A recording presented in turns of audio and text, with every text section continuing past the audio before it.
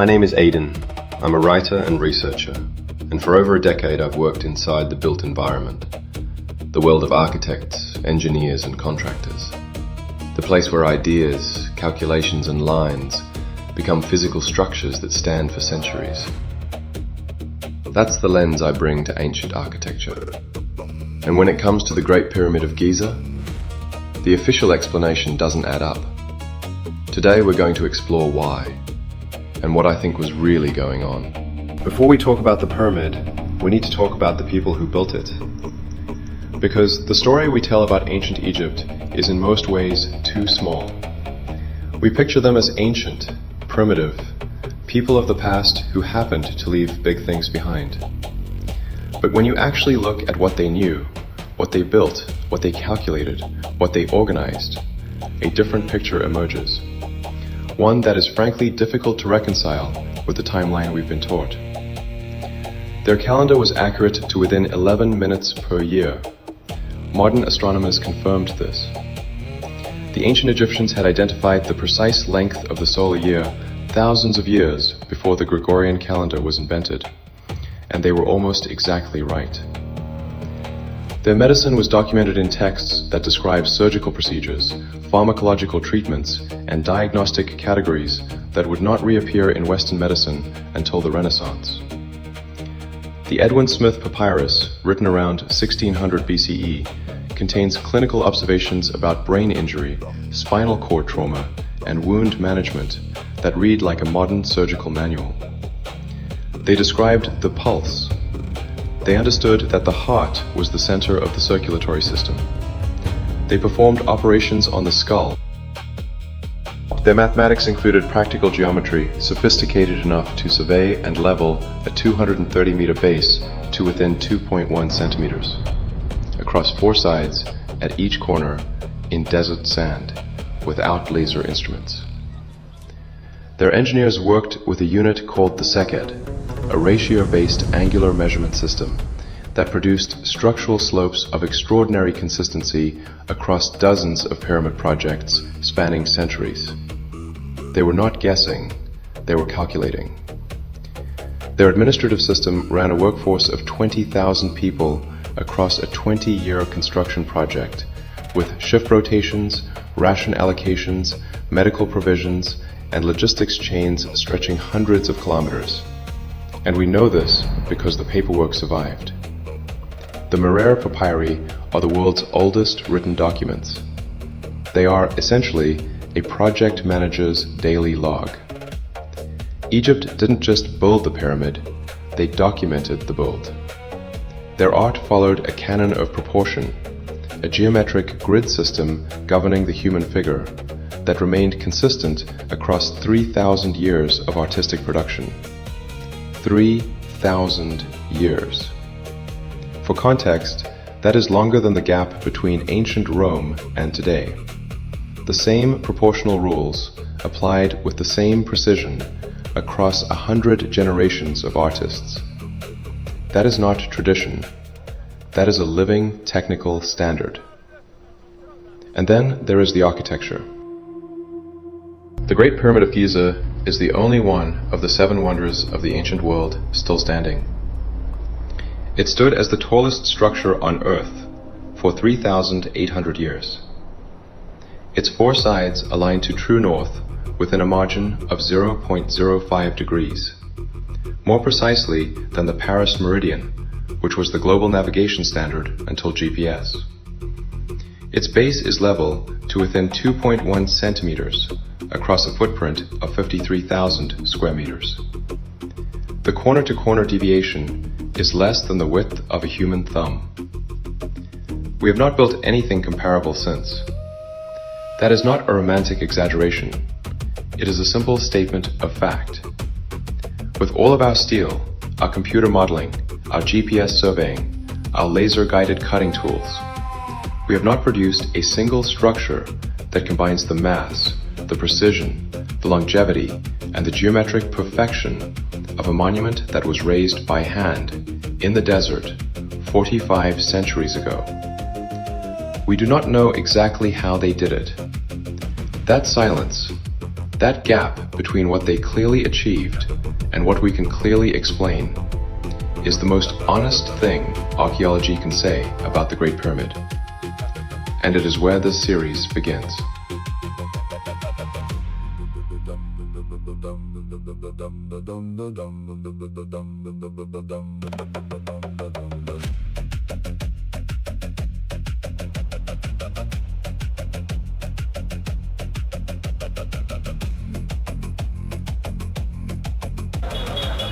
Welcome to Egypt.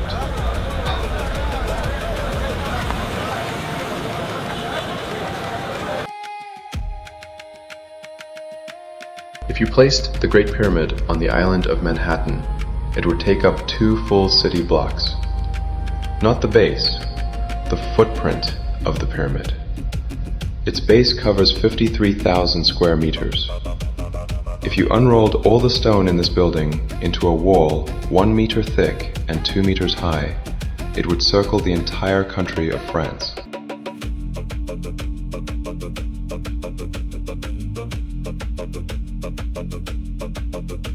$2,300,000 stone blocks. The heaviest weighing 80 tons. That's heavier than a fully loaded Boeing 737. And the ancient Egyptians built it without wheels, without pulleys, without steel, without computers. And they built it so precisely that the 4 sides are aligned to true north within a margin of error of just 0.05 degrees. That's more accurate than the Paris meridian, the standard for global navigation, which drifts by 0.2 degrees. How? I have been obsessed with this question for many years, and today I want to share everything I found, including a possibility that I haven't seen anyone talk about that I think deserves serious attention. Yes.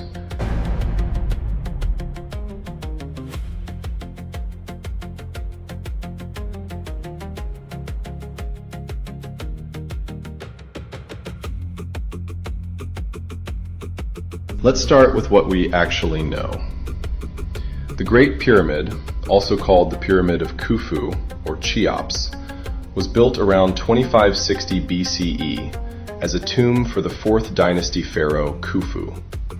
It stands on the Giza Plateau, just outside modern Cairo, alongside 2 slightly smaller pyramids built for his son and grandson.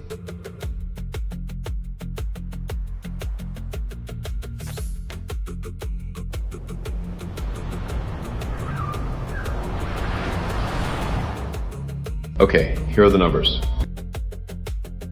Original height, 146.5 meters. Now 138.5 meters due to the loss of the outer casing. Base length, 230.4 meters on each side. Almost perfectly square, with a deviation of less than 2 centimeters corner to corner. Volume, 2.5 million cubic meters of limestone, granite, and mortar. Total mass, approximately 6 million tons. Blocks, roughly 2 million, averaging 2.5 tons, some as heavy as 80 tons.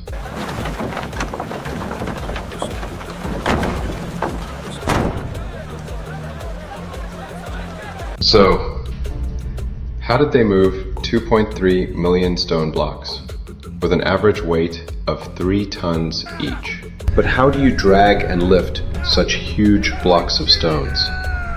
Even today's hyper-trained, chemically enhanced bodybuilders, sculpted to look like modern titans, would falter where the ancient Egyptians thrived. On the sun-scorched plateau, these giants of muscle strain and dig their heels into the sand, veins bulging, bodies trembling. Yet the colossal stone blocks refuse to yield.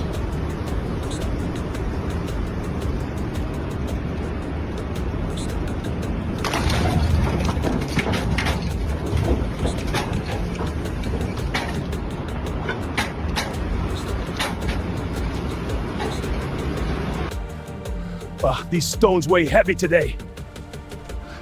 but we build for the ages.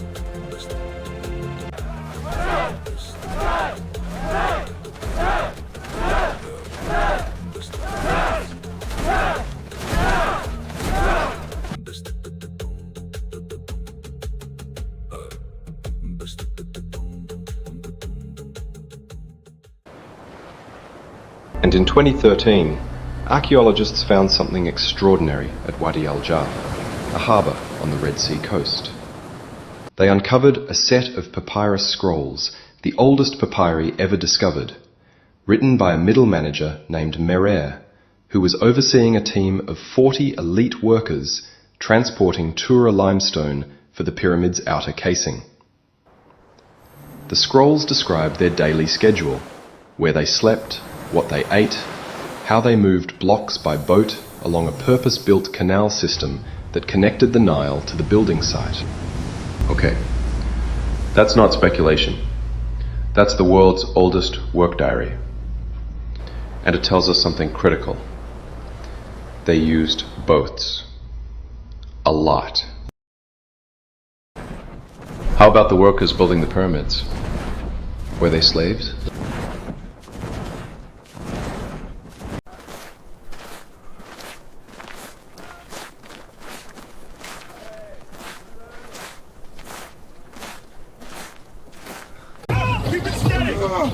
Stone down!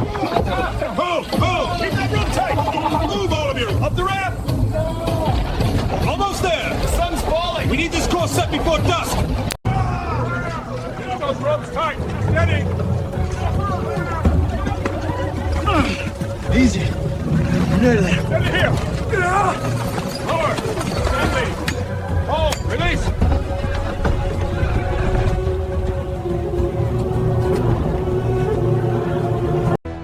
So far, so good. We know workers were organised, fed, paid, and given beer rations. We know they used boats and canals. We know they were not slaves. The workers' village found by Zahi Hawass in the 1990s contains evidence of medical care, hearty meals, and even workplace accidents treated by surgeons. These were skilled professionals. But here is the problem. We can explain how the lower third of the pyramid was built. Gently sloping ramps, big teams, gravity working in your favor. Fine. What about the upper two-thirds? How do you handle that? The mystery isn't the base. The mystery is everything above it.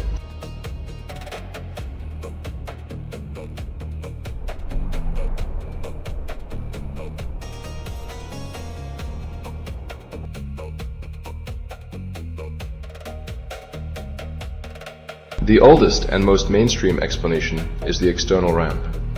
Essentially, you build a ramp of rubble and mud brick from the desert floor up to whatever course you're currently building on.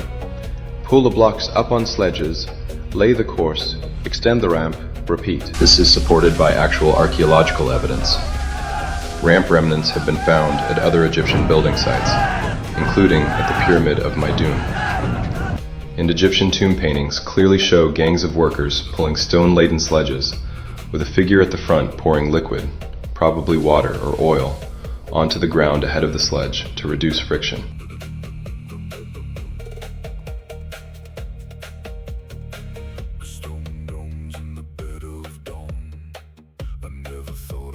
But there's a catastrophic problem with the standard version of this theory. If you build a single straight ramp to the apex of the Great Pyramid, maintaining a usable gradient of about 8 degrees, that ramp would need to be 1.5 kilometers long and would contain more material than the pyramid itself. Some engineers propose a zigzag or switchback ramp that hugs the face of the pyramid. That solves the length problem, but creates a new one. It blocks the very surface you're trying to build.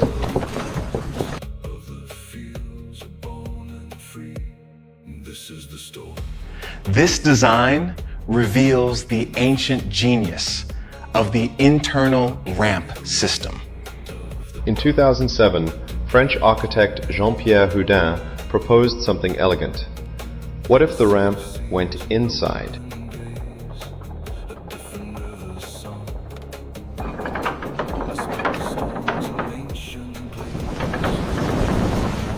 His theory: for the lower third, a conventional external ramp was used.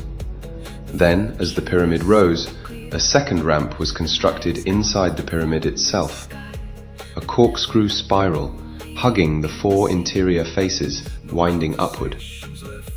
Workers would haul blocks up this internal tunnel, with open notches at each corner where the blocks could be rotated and the counterweight cranes reset. This is not just speculation. In 2000, an architect named Jean-Pierre, based on his father Henri Houdin's concept, created a 3D computer simulation and found that the theory was physically consistent.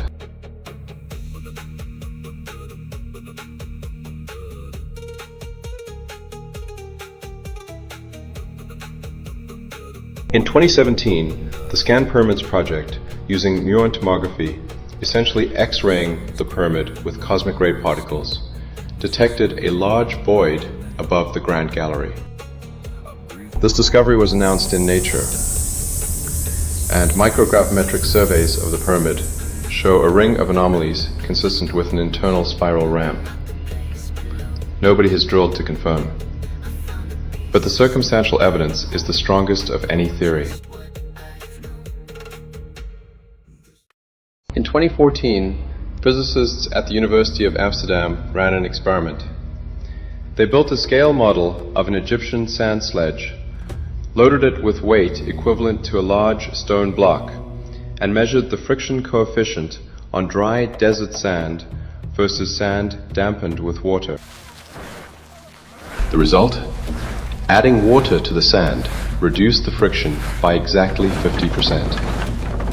And the ideal ratio was not soaking wet, just damp enough that sand grains interlock rather than slide over each other, which is exactly what the tomb paintings show. One figure pulling, one figure pouring. This confirms that horizontal transport, moving blocks from the harbor to the building site, was mechanically feasible with workers alone. A single block could be moved by a team of around 20 people on properly prepared ground. But here's the limitation. Water sledges work on the flat. They do not explain how blocks were raised 100 meters into the air. What's the verdict? Water lubrication was confirmed by physics experiment and matches tomb painting evidence, but only works on horizontal transport, not vertical lifting. A piece of the puzzle, not the whole picture. The ancient Greek historian Herodotus visited Egypt around 450 BCE, roughly 2,100 years after the pyramid was built. He described the builders using machines to lift stones tier by tier. Some researchers interpret this as a reference to lever systems, essentially large wooden devices that rocked blocks upward one step at a time, like a hydraulic car jack, but powered by human counterweight.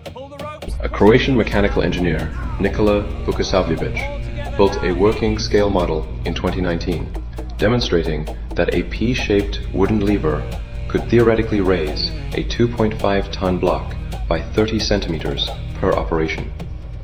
Scaled up, this could work. The problems. No lever mechanism has ever been found at any Egyptian site. Herodotus was writing 2,000 years after the fact, and had a reputation for accepting local myths at face value. And the theory struggles to account for the 80-ton granite blocks in the king's chamber, where the forces involved would demand enormous lateral stability that the pyramid's working platform simply could not provide. Now this is the theory that makes most Egyptologists roll their eyes. And yet, it refuses to die. In 1988, French chemist Joseph Davidovits proposed that the pyramid's limestone blocks weren't quarried at all. Instead, he argued they were cast in place. Workers carried liquid limestone slurry up ramps in buckets, poured it into wooden molds at each course, and the mixture hardened into synthetic stone. essentially 4,500-year-old concrete. His argument? Some of the blocks fit together with sub-millimeter precision that is hard to explain by cutting. The chemical composition of some outer casing stones contains unusual ratios of silica, alumina, and water, inconsistent with natural quarried limestone, but consistent with an aluminosilicate binder. The counter-argument from mainstream Egyptologists. The blocks show clear bedding planes, natural geological layering that forms over millions of years underground and cannot be replicated by casting. Materials scientists from institutions including NIST have published analyses both supporting and refuting the geopolymer hypothesis. The debate continues in peer-reviewed literature.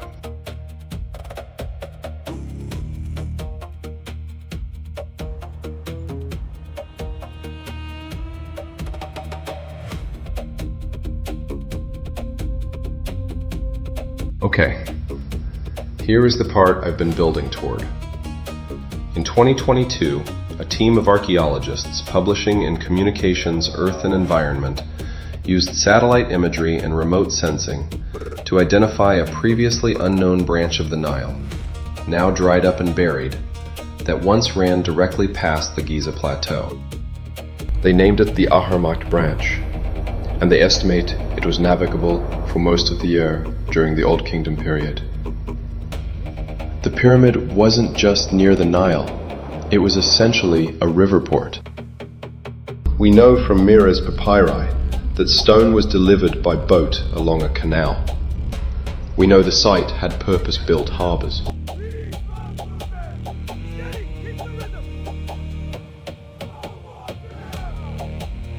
And the scanned pyramid's muon tomography has revealed not just the large void above the Grand Gallery, but a series of smaller, unexplained cavities distributed through the pyramid's core at regular intervals.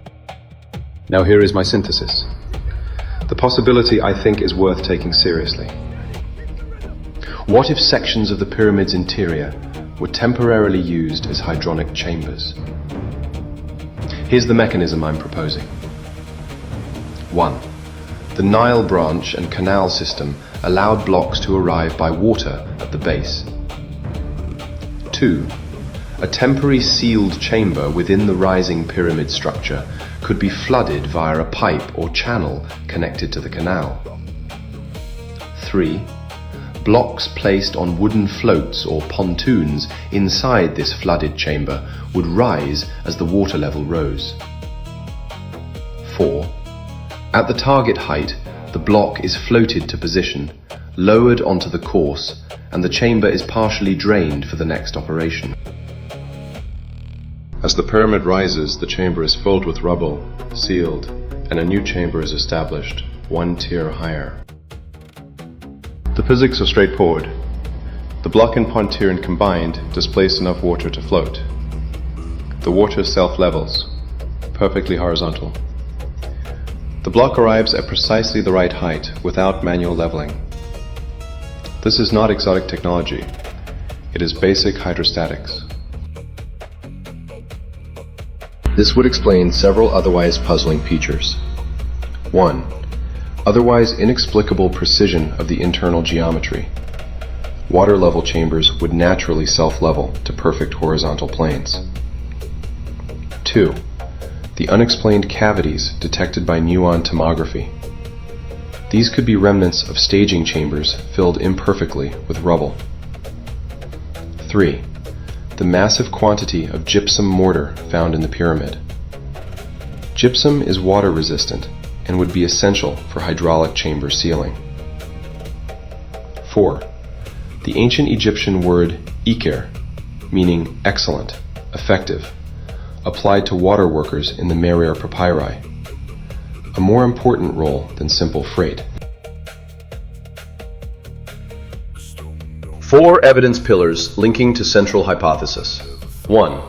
Ahrimac branch, satellite, 2022. 2. Merer papyri, canals, boats. 3. Muon voids, unexplained cavities. 4. 500,000-ton gypsum mortar, waterproofing. Arrows converge on hydraulic staging. This is a hypothesis, not a proven theory. But it makes a testable prediction here.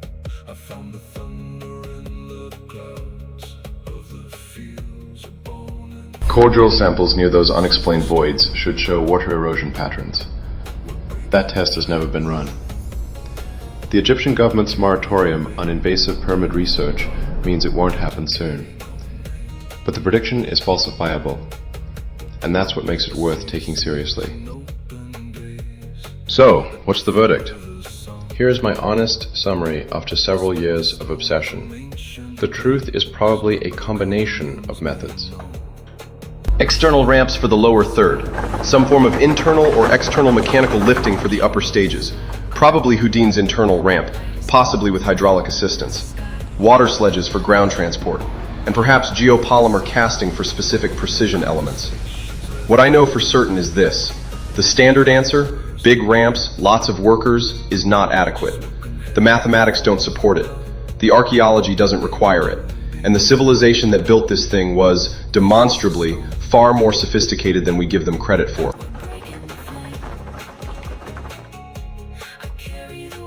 They invented modern accounting. They performed successful brain surgery.